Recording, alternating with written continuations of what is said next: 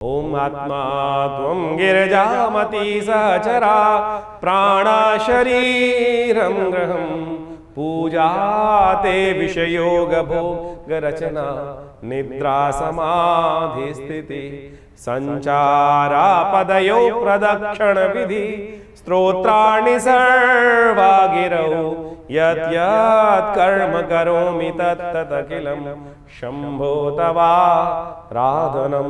नमस्कार, स्वागत है आपका आचार्य वाणी में। मैं आचार्य डॉक्टर विक्रमादित्य आपके साथ हूँ। आज का विषय हमारा है तुला राशि वालों के लिए मई का महीना में ग्रहों के जो योग बन रहे हैं वो क्या दिखा रहे हैं। देखिए, तुला राशि वालों, आपकी राशि के दृष्टिकोण से बड़े महत्वपूर्ण योग बनते दिखाई दे रहे हैं। सबसे बड़ा परिवर्तन तो आपकी राशि में बृहस्पति महाराज का इस मई में देखने को मिलने वाला है आपके लिए। पिछले पूरे वर्ष से बृहस्पति महाराज आपके अष्टम भाव में चल रहे थे और आपकी कई सारी चीज़ों में कुछ न कुछ रुकावटें उत्पन्न करने के योग बना रहे थे। अब बृहस्पति आने वाले 3-4 साल आपके लिए बहुत सुंदर योग बनाने की उस गति में आ गया है। भाग्य जगाएगा बृहस्पति आपके, और इस मई में ही वो परिवर्तन का योग बनेगा। इसके साथ साथ राहु भी परिवर्तन की तरफ जा रहा है और ये आपके लिए कई मामलों में थोड़ा सा यदि ध्यान रख लिया आपने, राहु बुद्धि में जा रहा है। इसका हम अलग से एक वीडियो बनाएंगे, वो समझ लीजिएगा। लेकिन राहु का बुद्धि में जाना कई मामलों में थोड़ा सा कहीं ना कहीं रुकावट उत्पन्न करने के योग देता है। ऐसे में आपको घर में कुछ चेंजेस करने पड़ेंगे आपकी राशि के दृष्टिकोण से, नहीं तो कहीं ना कहीं आपके चलते हुए कामों में कुछ रुकावट उत्पन्न करने के योग दे सकता है। जो लोग खासतौर पर दक्षिण मुखी मकान में रह रहे हैं उनको खासतौर पर ध्यान रखने की ज़रूरत रहेगी। ऐसे में ग्रह योग परिवर्तन की तरफ जा रहे हैं और ऐसे में ये परिवर्तन आपके लिए बहुत कुछ नया करने के योग बनाने वाला है। यदि मई के आरंभ काल के लिए बात कर ली जाए तो मई के आरंभ काल में आपकी राशि के दृष्टिकोण से ये दिन जो है, मई के आरंभ काल के दिन बहुत विशेष रहने वाले हैं। ये शुरू के 10 दिन तो बहुत अच्छे कई प्रकार के योग बनेंगे। उसके अनुसार से यदि आप समय को पहचानते हुए कार्य कर लें, हम सिलसिलेवार तरीके से बता रहे हैं कि किस प्रकार के योग आपके लिए कैसा योग बनाने वाले हैं। यदि आपने उसको सही समझ लिया तो बिल्कुल महत्वपूर्ण परिवर्तन का योग, शुभ योग आपके लिए बनकर तैयार होगा। तुला राशि वालों, आपकी राशि के सिलसिलेवार तरीके से आप समझ लेना चाहिए कि इन ग्रह नक्षत्रों का परिवर्तन का योग आपके लिए कैसा रहेगा। सबसे पहले हम बात कर लेते हैं 1 मई की। बृहस्पतिवार का अवसर, चतुर्थी तिथि विद्यमान है और चतुर्थी विद्यमान के साथ साथ आपके ग्रहों का परिवर्तन का योग बन रहा है। भाग्य में बैठे हुए चंद्रमा कुछ नई अपॉर्चुनिटीज़ आपके समक्ष लाने के योग बनाएंगे। लेकिन ध्यान रखना, ऐसे में आप तो सरल होते दिखाई दे रहे हैं, आपके ग्रह दिखाई दे रहे हैं कि आप धर्मयुक्त कार्य की तरफ लिप्त होते दिखाई दे रहे हैं। लेकिन सामने बैठे हुए लोग जो होते हैं वो कई बार कुछ ना कुछ कुचक्र चलाते रहते हैं। वैसे आपकी राशि के दृष्टिकोण से इस वक्त विजय के योग आपके अच्छे बने हुए हैं। लाख दुश्मन बुरा चाहे, लेकिन आपके लिए ग्रह ऐसे हैं कि जो बुरा चाहेगा का काम करेगा, उसके लिए ही बुरा होने के योग दिखाई देते हैं। तो आपको अपने चाल में मस्त होकर आगे चलने का प्रयास करना चाहिए। धर्म का रास्ता मत छोड़ना, बस इस बात का ध्यान रखते हुए कार्य करेंगे तो अच्छा रहेगा आपके लिए। भद्रा है इस दिन, ध्यान रखना। करीब 11:23 तक रहेगा। 11:23 तक यानी सुबह 11:30 बजे तक नए कार्यों में हाथ लेने से, नए प्रोजेक्टों में हाथ डालने से बचें। उसके बाद उनमें कार्य करेंगे तो अच्छा रहेगा आपके लिए। चतुर्थी तिथि है, रिक्ता तिथि है, तो इस बात ध्यान रखें कि नए मुहूर्तों के लिए दिन अच्छा नहीं दिखाई देता। 2 तारीख की बात कर लेते हैं। शुक्रवार का अवसर है, पंचमी तिथि विद्यमान है और ग्रह नक्षत्रों के दृष्टिकोण से भाग्य कई मामलों में आपका साथ देता दिखाई देगा। और ऐसे में एक काम और करना चाहिए आपको। इन दिनों एक खास उपाय करने का प्रयास करें। भोजन जब भी करें उसका पहला ग्रास निकालकर कौवे को डाल दें। इससे आपके ग्रह नक्षत्रों के दृष्टिकोण से थोड़े जो ग्रह वीक हैं उनमें थोड़ा एक बूस्टर की तरह काम होने का योग बनेगा। पितरों की तरफ से बहुत सारी सहायता मिलने के योग बन जाएंगे।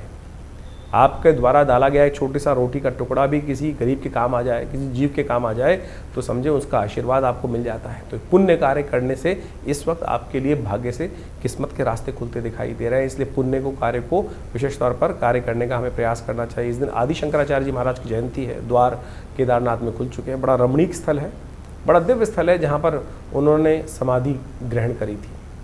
तो जब भी भगवान का दर्शन करने का सौभाग्य मिले तो इन दिनों अवश्य उनका दर्शन करना चाहिए। ग्रह नक्षत्र परिवर्तन का योग बना रहे हैं और ये परिवर्तन बहुत विशेष योग बनता दिखाई दे रहा है आपके लिए।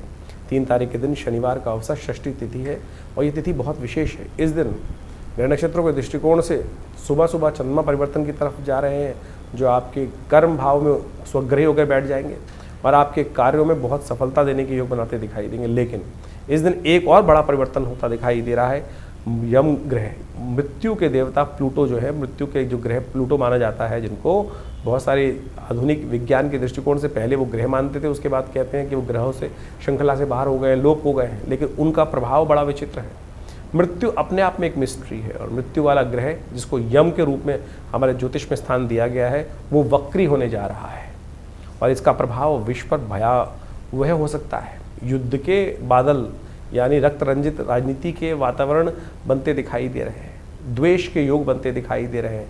आपकी राशि के दृष्टिकोण से इसका परिवर्तन इतना अशुभ नहीं दिखाई देता क्योंकि बाकी ग्रह आपके विजय को दिखा रहे हैं, आपके शत्रु पक्ष को हराते दिखाई दे रहे हैं। तो आप चिंता ना करें, आपके लिए अच्छे हैं, लेकिन फिर भी इस दिन एक काम करने का प्रयास करें, भगवान शंकर का सुंदर स्तवन करें। हो सके तो गंगा सप्तमी, इस दिन गंगा सप्तमी है, गंगा जल से भगवान का स्नान कराएं, खुद भी गंगा स्नान करें। गंगा जल घर में हो तो थोड़ा अपने ऊपर छिड़कने का प्रयास करें, उससे आपके बहुत सारे दुष्कर्म जीवन के दूर होंगे और माँ भगवती की कृपा से आपके कष्टों को दूर करने का रास्ता आपको प्राप्त होगा। 4 तारीख रविवार का अवसर, सप्तमी तिथि विद्यमान है और इस दिन ग्रह नक्षत्रों के दृष्टिकोण से ग्रहों का योगायोग ओवरऑल आपके लिए अनुकूल ही दिखाई देता है। मेहनत से भागेंगे तो फिर सफलता भी दूर हो जाएगी, इस बात का ध्यान रखना।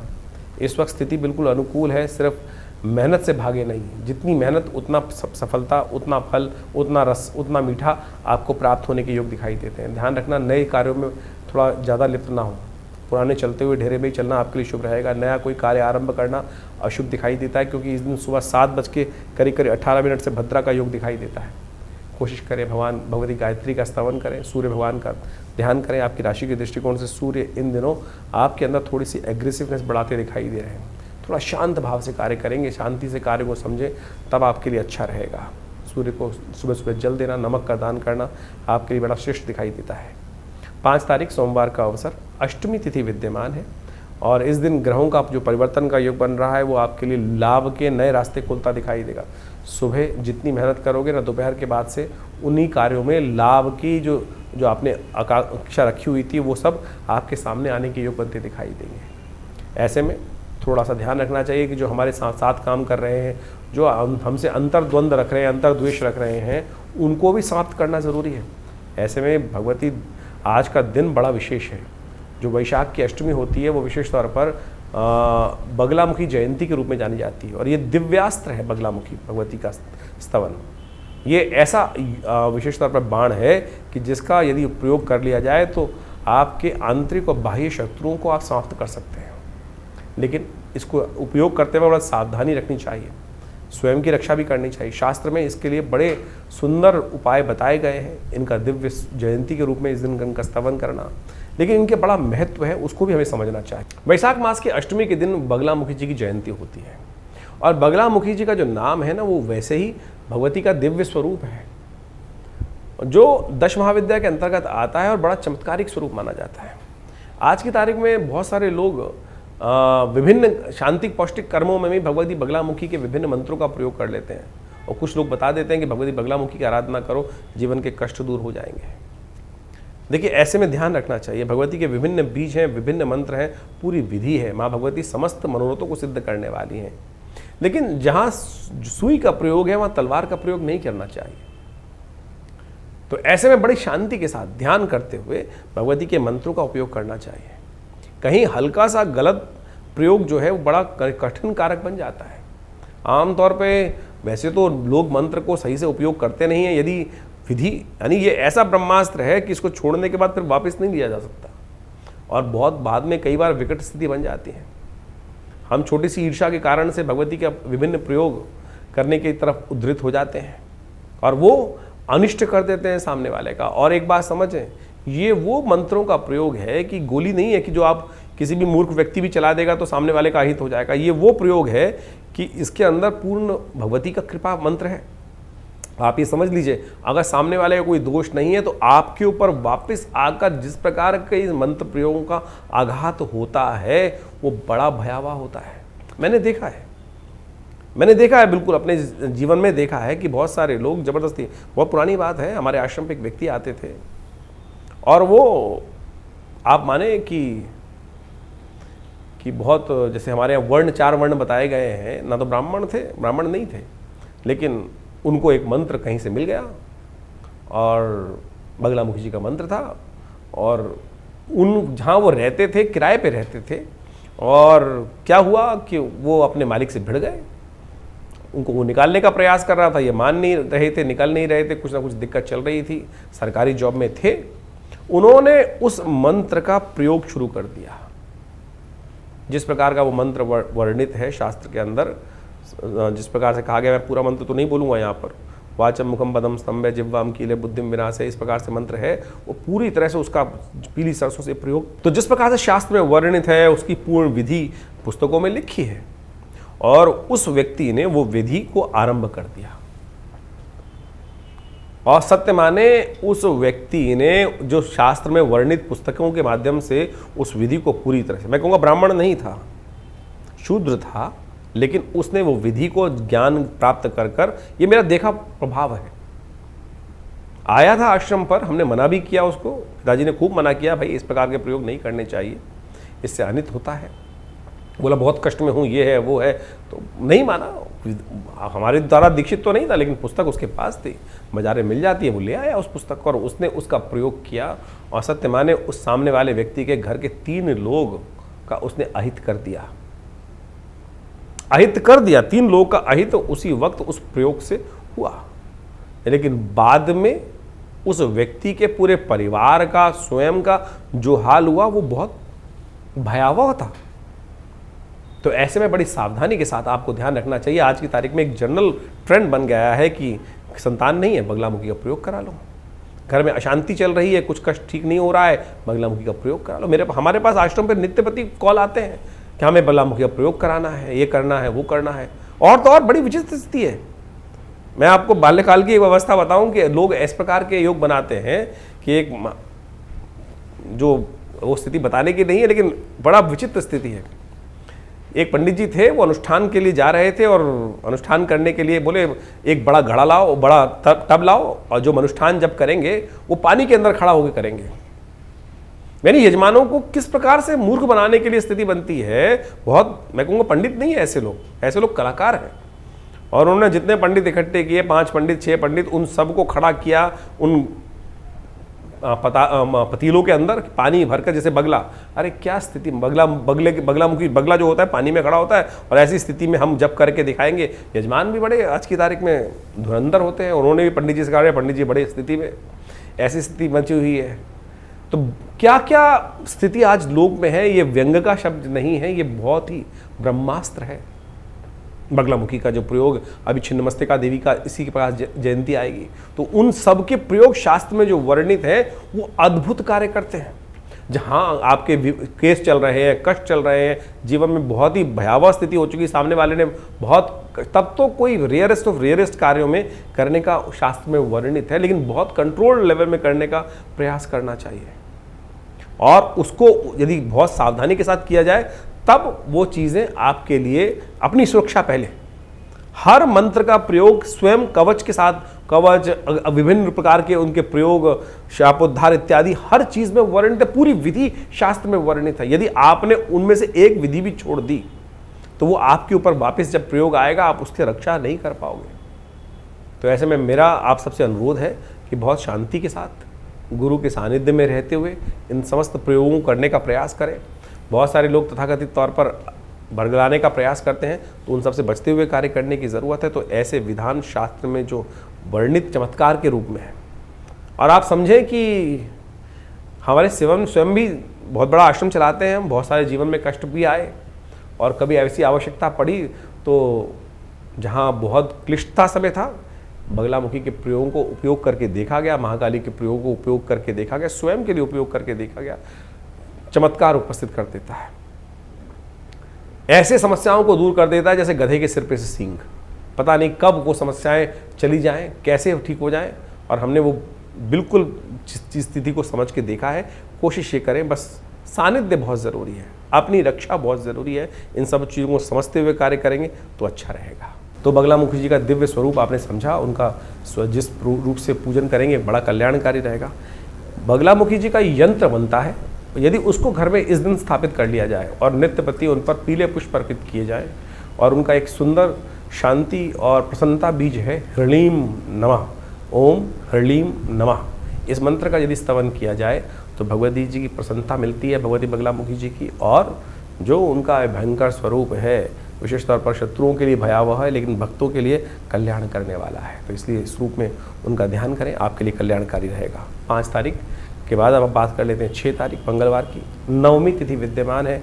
ग्रह नक्षत्रों के दृष्टिकोण से आपके लिए ओवरऑल चीज़ें पक्ष में जाती दिखाई दे रही हैं। ग्रह नक्षत्र तुला राशि वालों के लिए स्थितियाँ बड़ी अच्छी बनती दिखाई दे रही हैं। ग्रह नक्षत्र परिवर्तन की तरफ जा रहे हैं और इस दिन विशेष तौर पर मंगलवार का सुंदर अवसर पड़ रहा है।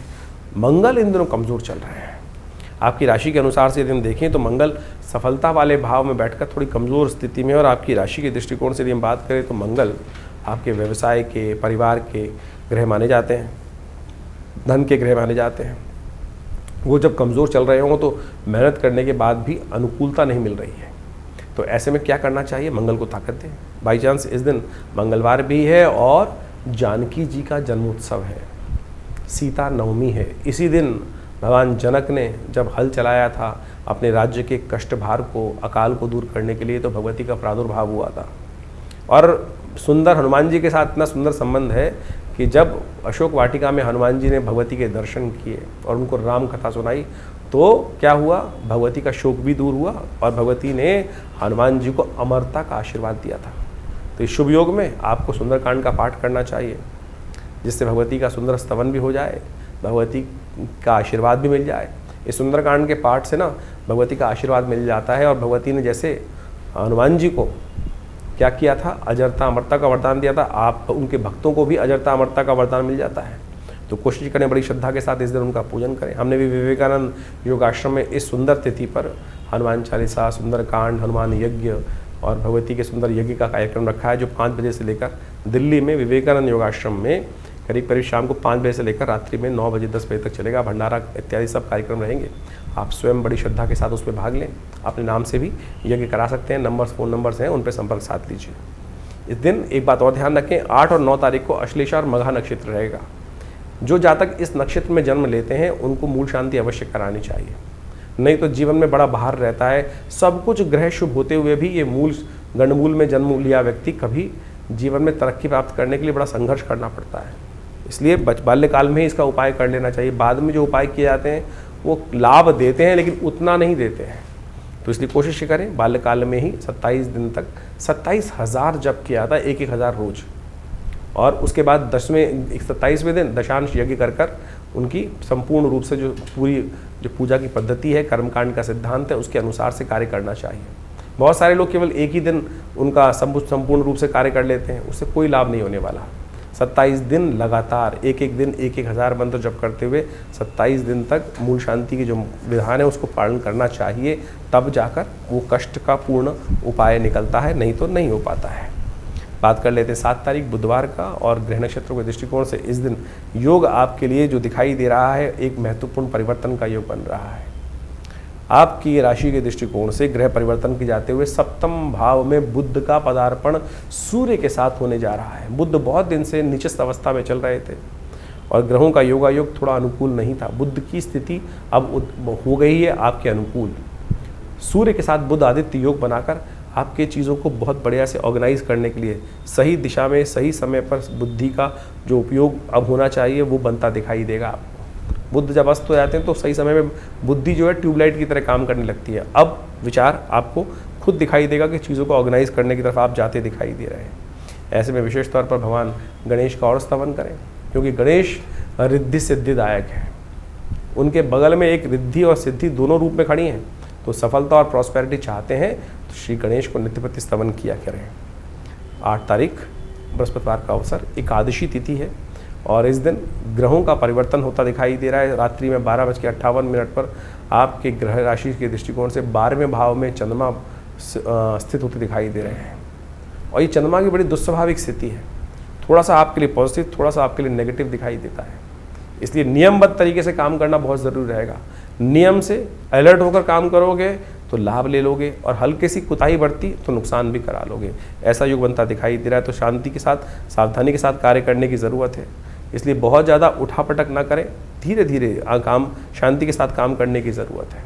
इस दिन मोहिनी एकादशी है, भगवान विष्णु का सुंदर स्तवन करने का दिन है। भगवान विष्णु का सुंदर आराधना मोहिनी रूप में भगवान ने अवतरण लिया।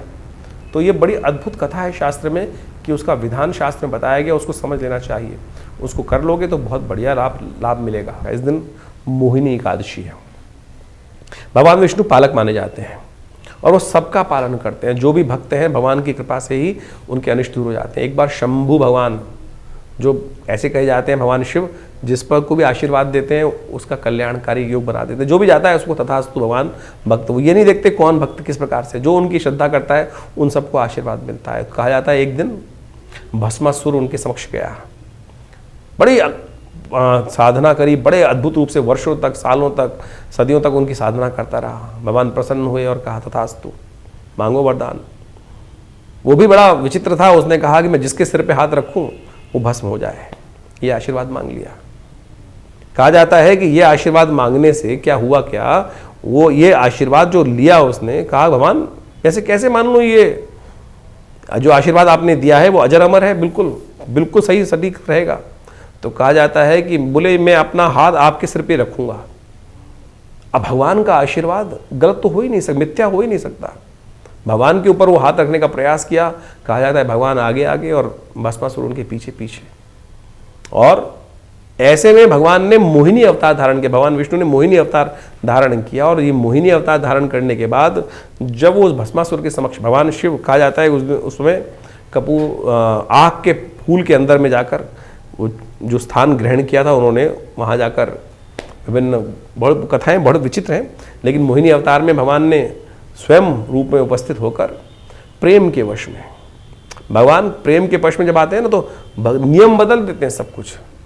तो भगवान ने भगवान शंभु के प्रेम में उस मोहिनी अवतार को धारण किया, क्योंकि भक्त है शिव जो है वो भगवान हरि के भक्त हैं और हरि जो है वो शिव के भक्त हैं।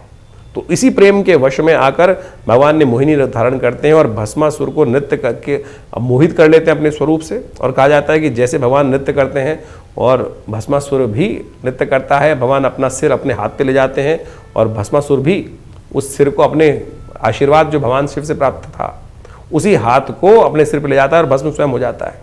तो ये बहुत सुंदर तिथि है, भगवान के उस स्वरूप का वर्णन मिलता है। तो इस दिन सुंदर रूप से भगवान को प्रेम के वश में मोहने का हमको भी प्रयास करना चाहिए। उनका स्नान कराएं, उन पर तुलसी दल डालें, उनको सुंदर रूप से सहस्रसी, ये जो पुरुष सूक्त है उसके द्वारा उनका पूजन करें, पुरुष सूक्त के द्वारा पूजन करें, ओम नमो भगवते वासुदेवाय मंत्र जप करें, उससे बड़ा कल्याणकारी योग बनेगा। और भगवान का पंचामृत ग्रहण करें, आपके मनोरथ सिद्ध होने के योग बनेंगे। तो तुला राशि वालों, आपने अभी भगवान विष्णु की सुंदर उपासना मोहिनी अवतार की कथा समझी, किस प्रकार से भगवान अपने भक्त की रक्षा के लिए नियम भी बदल देते हैं। तो इसलिए भगवान का अनुग्रह लेने का 10वां ग्रह अनुग्रह माना जाता है।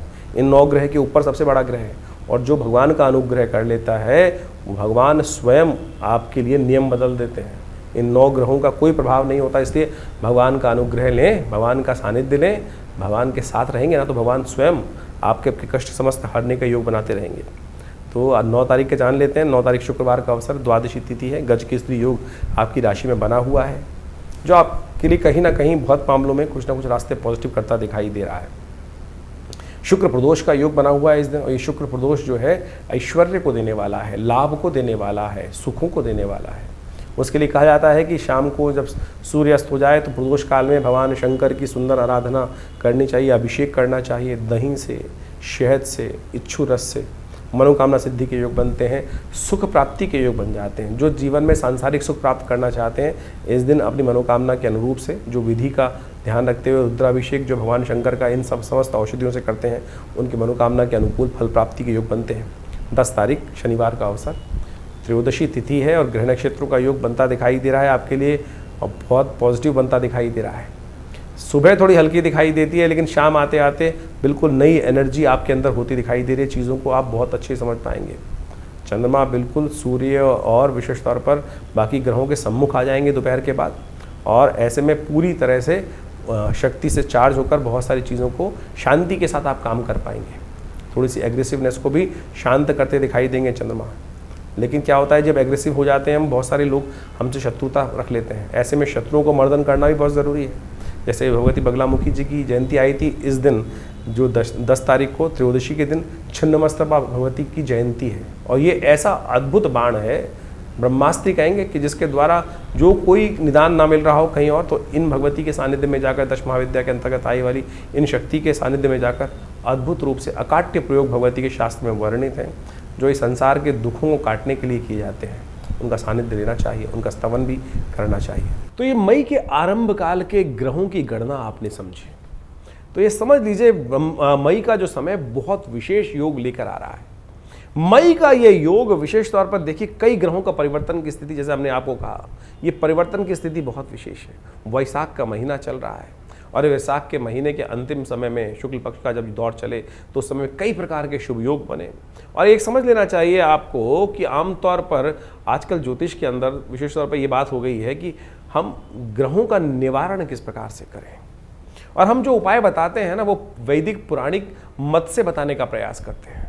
बहुत सारे लोग तथाकथित तौर पर टोटकों में फंस जाते हैं, लेकिन भारतीय संस्कृति में भारत को समझने के लिए वेद, उपनिषद, ये सब जो पुराण इत्यादि मत हैं जो कथाओं के माध्यम से हमारे साथ जुड़े हुए हैं, एक तो हमारा इतिहास भी है और साथ साथ हमारे कष्टों के निवारण करने का वास्तविक सिद्धांत भी है। पंचांग के अंदर कई लोग अध्यात्म को बिल्कुल ही भूलने का प्रयास कर रहे हैं और कई लोग इस प्रकार से समझते ही नहीं है कि बहुत ज्योतिष भाई वेद का अंग है। ज्योतिष को अध्यात्म से हटकर देखा ही नहीं जा सकता है। अध्यात्म से हटके समझने का प्रयास करेंगे तो ग्रह गणना को विशेष तौर पर ना तो उसकी वास्तविकता आप समझ सकते हैं, वो तो मैथमेटिक्स कैलकुलेशन के रूप में आप उसको केवल गणनाओं के तौर पर समझ सकते हैं, लेकिन निवारण, कष्ट का निवारण जो है वो इतिहास में दर्ज है। पुराण, उपनिषद, वेद, ये सारा का सारा भारतीय संस्कृति का ऐसा एक सार गर्भित ग्रंथ है कि जिससे हमको जीवन जीने की कला भी समझ में आती है। और ये वैशाख का महीना चल रहा है जिसे भगवान ने अपना नाम दिया है। कार्तिक से भी बढ़िया कोई मास हो सकता है जिसमें सुंदर योग बनते हैं, चाहे वो विशेष तौर पर आप समझे जिसमें आज हमने आपको समय कालांतर में बताने का प्रयास किया। अक्षय तृतीया वैशाख के महीने में आती है और साथ साथ विभिन्न प्रकार की जयंती आती है, बगलामुखी जयंती आती है। जीवन में कष्ट चल रहा हो, कैसे निवारण करेंगे? अगर एक पुराने हमारे कवि साहब ने लिखा, क्षमा शोभती उस भुजंग को जिसके पास गरल हो। अभी भारत के ऊपर इतनी भयावह स्थिति बनी, कुछ लोगों ने भारत के सम्मान को तार तार करने का प्रयास किया। यदि हम पे शक्ति नहीं होगी जैसे, तो हम कैसे, कोई भी आके थप्पड़ मार के चला जाएगा, और यदि शक्ति होगी तो उसका प्रत्युत्तर देकर अपने सम्मान को पुनः स्थापित करने का कार्य किया सकते हैं। बगलामुखी, छिन्नमस्तका इत्यादि की जयंती इस वैशाख के महीने में आती है। ये शक्तियों का इसीलिए शास्त्र में वर्णन है कि भाई जीवन में कष्टों का निवारण करने के लिए जो आपके पास शक्तियां हैं, ब्रह्मास्त्र हैं, उनका उपयोग किया जाना चाहिए। नहीं तो कोई भी आपके जीवन में कष्ट यदि आ रहा है तो ऐसा तो नहीं। हमारे ऋषि मुनियों की अद्भुत खोज है, बगलामुखी जी के ऐसे अकाट्य प्रयोग हैं कि जब, वैसे तो उनका प्रयोग निषेध है शास्त्र के अंदर, लेकिन जिस प्रकार से वो शब्द जो मंत्र इत्यादि हैं, ओम ह्रीं बगलामुखी सर्वदुष्टानां वाचम मुखम पदम स्तंभे जिह्वाम कीले बुद्धिम विनाशे ह्रीं ओम, जिस प्रकार से उनका उपयोग है अद्भुत है, अद्भुत। यानी यदि शास्त्र में जैसा हमने कहा कि उनका उपयोग ये साधारण तौर पर निषेध माना गया है, लेकिन जब सर से पानी ऊपर चला जाए और आपने कोई अपराध नहीं किया है, सामने वाला आपको खत्म करने के कगार पे है, तब इन ब्रह्मास्त्रों का प्रयोग शास्त्र में वर्णित किया गया है। और आदिकाल में लोगों ने, हजारों लाखों लोगों ने इसका उपयोग करके अपने कष्टों को दूर करने का रास्ता बनाया है। इसी प्रकार से छिन्नमस्तिका देवी की जयंती इसमें आए, नरसिंह भगवान की जयंती इसमें आ रही है, और तो और अनेक प्रकार के सुंदर योग इस वैशाख के महीने में बनाए हैं। और सुंदरतम प्रभाव ऐसा बताया गया है कि केवल जल का दान ही समस्त कष्टों से निवारण का योग बना देता है। वो सब हमने आपके समक्ष रखने का प्रयास किया। ज्योतिष को कई लोगों ने केवल नग बेचने का धंधा और कुछ ना कुछ और बदतमीजी, और बहुत सारे आज की तारीख में लोग, पता नहीं ज्योतिष को कहीं कोई रिलेशन नहीं है। एक तो महानुभाव हम अभी समझ में आ रहा है, लोग हमसे आगे पूछते हैं कि बहुत सारे ज्योतिषी कहते हैं कि सुरा पान करना भी ग्रहों को शक्ति देता है। अरे मूर्खता की पराकाष्ठा है। किस प्रकार से शास्त्र में कहां, किस प्रकार से, कौन से जगह वर्णित है जिनको शब्दों का, संस्कृत का एक आ ई उ का ज्ञान तक नहीं है, शब्द पता ही नहीं है कि जो किस प्रकार से उपस्थित करने की बात कर रहे हैं। कई लोग तो आज भारतीय संस्कृति को इस प्रकार से कहते हैं कि देवता जो सोमरस का पान करते हैं उसको हम मदिरा के साथ जोड़ देते हैं। अरे मदिरा और सुरापान में बहुत फर्क है। सुरा का मतलब होता है चंद्र से निकला हुआ अमृत के समान शीतल पेय जो अमृतत्व का वर्णन करता है। क्या वो सुरा के, मदिरा के साथ उसको जोड़ सकते हैं आप? और अभी ज्योतिष में ऐसी वर्णन कर रही है कि किसी को मदिरा पिलाना भी उपाय होता है, ग्रहों को शक्ति दे देता है, सत्यानाश कर देगा। किसी भी ज्योतिष के वास्तविक तौर पे अनुभव के ग्रंथ की बात करें तो वहाँ ये लिखता है शराब और कबाब, चाहे लाल किताब, चलिए आज की तारीख में प्रचलित लाल किताब है, वहीं जाके पढ़ लीजिए कहाँ किस किस ग्रह के उपचार के लिखा है। वहाँ तो ये बात लिखी है कि शराब और कबाब जिसकी ज़िंदगी में आ जाएगा वो बर्बाद हो जाएगा व्यक्ति।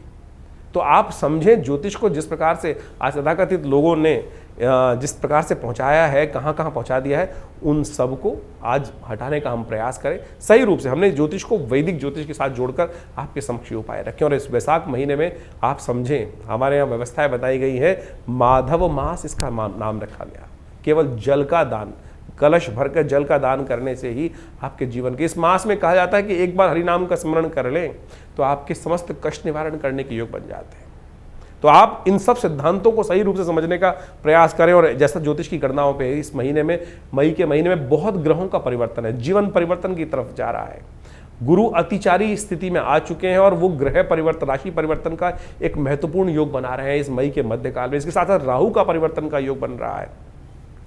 ये सारे परिवर्तन आपके लिए बहुत महत्वपूर्ण रहने वाले हैं, एकदम स्थिति परिवर्तन की तरफ जाने वाली है। ऐसे में थोड़ा सावधान रहकर देखिए, ग्रह गणना के अनुसार से ये भी समझ लें, क्योंकि इस समय में जो ग्रहों का योग बन रहा है, आप समझें कि जो ग्रहों का योग बना कि जो रविवार के 5 योग बन गए, और कई बार यदि दृष्टि देखें जिन जिन क्षेत्रों में 5 मंगलवार का योग की एक तिथि बढ़ रही है, कहीं ना कहीं तिथि बढ़कर जो है वैशाख पूर्णिमा से आगे निकल जाएगी तो मंगलवार का योग भी आ जाएगा, तो 5 मंगल का योग बन जाएगा।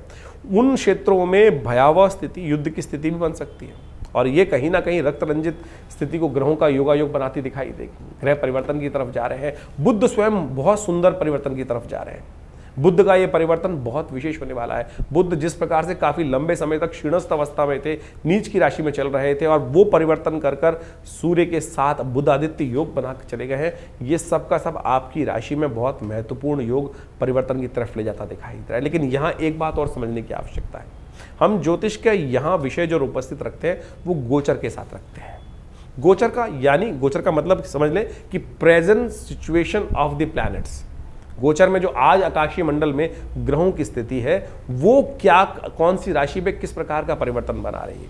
लेकिन आपका जन्म एक विशेष समय पर हुआ है, उससे आपकी जन्मपत्री बनी, उससे आपके नक्षत्र की कैलकुलेशन से दशाएं निकाली गई, दशाएं, अंतर दशाएं, ग्रहों की इंटरनल स्थिति, उन सबको कोरिलेट करने की आवश्यकता है। अगर विंशोत्तरी दशा, अंतर दशा, प्रत्यंतर दशा के अनुसार से आपका समय अच्छा चल रहा है और गोचर में भी वही ग्रहों का योग बन जाए तो वारे न्यारे हैं। और बाई चांस यदि विंशोत्तरी में अच्छा नहीं चल रहा है, गोचर में अच्छा चल रहा है, या गोचर में अच्छा नहीं चल रहा है, विंशोत्तरी में अच्छा चल रहा है, तो उसका इंप्रेशन अलग हो जाएगा।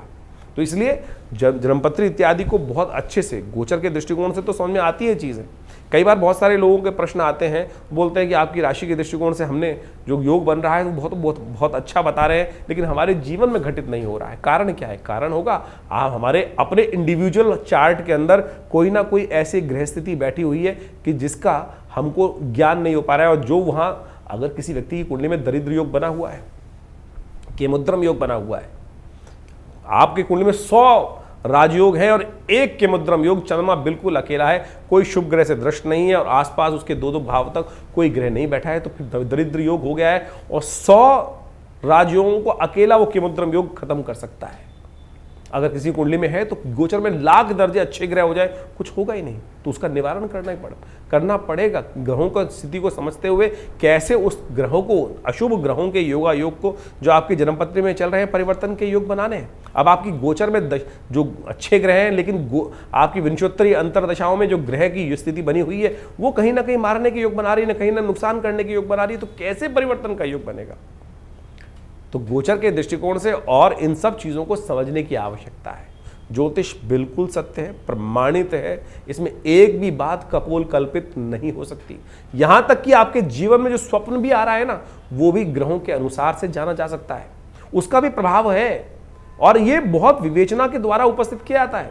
बहुत सारे जीवन में आपकी कुंडली में सपोज एक व्यक्ति आए हमारे पास और उनकी कुंडली में बहुत वर्ष पूर्ण के आते, पिताजी के साथ जन्मपत्री देखने का अवसर मिला उनका, और वो बड़े परेशान थे और हिंदुस्तान के एक बहुत बड़े ब्यूरोक्रेट थे, एक उपराष्ट्रपति थे, उनके बहुत अच्छे निजी सचिव थे शायद, बहुत पुरानी बात है। और वो जन्मपत्री दिखाने आए हमारे पास पिताजी के समय पर, और आप समझे उनकी जन्मपत्री के अंदर वो बात देखने आए थे, महाराज जरा देखें जन्मपत्री हमारी क्या है। लोगों ने जब जन्मपत्री देखी तो बड़ा अच्छा ग्रह दिखाई दिया। महाराज पुनः देखें तो उन्होंने कहा जी मेरे को किसी ज्योतिषी जी ने बता दिया है कि मेरा मृत्यु योग आ रहा है, मेरी मृत्यु होने वाली, ऐसा योग उन्होंने बताया कि होने वाली है। जब हमने बहुत जन्मपत्री को देखा तो हमने कहा जी आपकी कुंडली में तो पूर्ण आयु है, हाँ, लेकिन जिन ज्योतिषी ने बताया है वो भी चमत्कार किया है, बिल्कुल मृत्यु होने के योग है आपकी कुंडली में, लेकिन उस मृत्यु के बाद भी आप जीवित रहेंगे। वो बड़ा सकपकाया व्यक्ति, मुझे अभी भी याद है। तो जब ये स्थिति बनी तो कारण क्या था, उसका जो ग्रह था वो स्वप्नादि अवस्था में था, जो मृत्यु कारक योग बना रहा था वो स्वप्न आदि अवस्था में थी, यानी उसकी मृत्यु होने का योग था लेकिन स्वप्न में मृत्यु होने का योग था। ये वो ज्योतिषी देखना भूल गए और व्यक्ति परेशान हो गया। तो आप समझे आपकी जन्मपत्री में कौन सी अवस्था, ग्रहों की अवस्था देखी जाती है। बालादि अवस्था में ग्रह है, वृद्धादि अवस्था में ग्रह है, जागृत अवस्था में है, स्वप्नादि अवस्था में है, या मृत अवस्था में ग्रह है। अब समझे कि आपकी कुंडली के अंदर बहुत सारे, जो आप संपूर्ण कुंडली कैलकुलेट करते हैं तो बालादि अवस्था भी ग्रह मानी जाती है, जिसका ग्रह भी जन्म हुआ हो, बालादि अवस्था में हो, युवा में है या प्रौढ़ में है या बहुत बुढ़े में अवस्था में है या मृतावस्था में है। ग्रह भी मृतावस्था में होता है। तो यानी वो कब कौन से अंशों में कहां किस प्रकार से बैठा है, इन सब चीजों की इतना वृहद वर्णन ज्योतिष शास्त्र के अनुसार से किया जाता है और उसके बाद विवेचनाएं की जाती है। ग्रह आप समझे ऐसी अवस्थाएं बनती हैं कि प्रत्यक्ष अवस्था में या हास्यादि अवस्था में, ग्रह की अवस्था हास्यादि अवस्था, यानी मजाक वाली स्थिति में भी ग्रह है कि आपका ग्रह बहुत बढ़िया उच्च का होकर बना हुआ है, लेकिन उसकी अवस्था हास्यादि अवस्था में, तो मजाक उड़वाएगा आपका। बहुत बार जीवन में होता है कि सब कुछ होते हुए भी कहीं मजाक उड़ रहा है व्यक्ति का, सब कुछ हास्य परिहास हो गया। तो मानी वो ग्रहों की अवस्था भी इतनी ज्यादा ज्योतिष के अंदर बहुत गणनाएं बहुत सुंदर रूप से उपस्थित की गई हैं। इसके लिए अध्ययन की आवश्यकता है। आज की तारीख में तो बहुत सारे लोग सोशल मीडिया पर लोगों को ज्योतिषी बना रहे हैं। 4 दिन के अंदर ग्रहण ज्योतिष पढ़कर आप किसी भी प्रकार से आप बहुत सारे ग्रहों के मूल को समझकर प्रेडिक्शन करना जान जाएंगे। नीम हकीम खतराए जान, एक पुरानी कहावत है, नीम हकीम खतराए जान। आप किसी कुंडली में, जैसे मैंने ये आपको ये कहानी उपस्थित करी, कहानी नहीं है सत्य कथा है, वो व्यक्ति सोचिए क्या स्थिति रही होगी कि उसके मनोमस्तिष्क पे क्या स्थिति होगी कि वो व्यक्ति सोच रहा है कि मेरी मृत्यु होने वाली है। मेरा एक मित्र था, दिल्ली में बहुत बड़ी दुकान चलाते हैं, बहुत बड़ी एक लॉ की दुकान चलाते हैं। मुझे आज भी याद है कि अब इससे कुछ 10-15 वर्ष पूर्व उसके दिमाग में कोई ऑपरेशन की बात आई, दिमाग में कुछ समस्याएं थी, डायग्नोज हो गया था और उन दिनों पिताजी हमारे थे, हमारे पास आया जन्मपत्री दिखाने के लिए। तो जन्मपत्री के अनुसार से हमको दिखाई दे रहा था यार इतनी भयावह स्थिति नहीं है जितनी तेरी स्थिति है। उसकी ऐसी स्थिति हो गई थी, घड़ी तू ले जा, ये स्थिति तू ले जा, अब जीना तो है नहीं, ऐसी स्थिति आ गई थी। लेकिन हमने उसको कहा कि भाई जिएगा, चिंता मत कर, तेरा ऐसा कोई भयावह स्थिति नहीं है। उसका एक लेज़र ऑपरेशन होना था ब्रेन का और वो कहीं भी जा सकता था, लेकिन प्रार्थना कराई भगवान की और साथ साथ उसकी ज्योतिष के दृष्टिकोण से उसको विश्वास दिलाया। आज 12-15 साल हो गए, उसको देखता हूँ, समझता हूँ, आज भी उसकी नमस्ते आती है, धन्यवाद आता है। तो आप समझे ज्योतिष के विषय बहुत है। ये नीम हकीम खतराए जान वाली बात बोली ना, किसी मन में भय डाल दिया। आज पूरा खेल भय का चल रहा है। चाहे किसी भी फील्ड में चले जाओ, किसी डॉक्टर के पास चले जाओ, वो कह देता है कि भाई ये तो बहुत खतरनाक बीमारी है, इसका तुरंत ऑपरेशन करा लो, कुछ और है नहीं, व्यक्ति बेचारा वैसे ही परेशान हो जाता है। तो ज्योतिष भय दिलाने वाली स्थिति नहीं है, ज्योतिष विश्वास दिलाने वाली स्थिति है। आपके जीवन में परिवर्तन लाने का रास्ता बनाया गया है। आपके जीवन में सिखाया जाता है कि कोई भी कष्ट है उसका सकल पदार्थ है जगमाही, कर्महीन पुरुष पावत नहीं। कर्म सही दिशा में कर्म किया जाए, जो उपाय निवारण, कारण जानने के बाद निवारण जो है वो ज्योतिष के उपनिषद इत्यादि यानी पुराण इत्यादि में ही तो वर्णित किया गया है कि किन किन के जीवन में कहां कहां घटना बनी, उन्होंने सत्यनारायण कथा करी और उससे उनके जीवन के कष्ट दूर हो गए। तो यही तो निवारण है।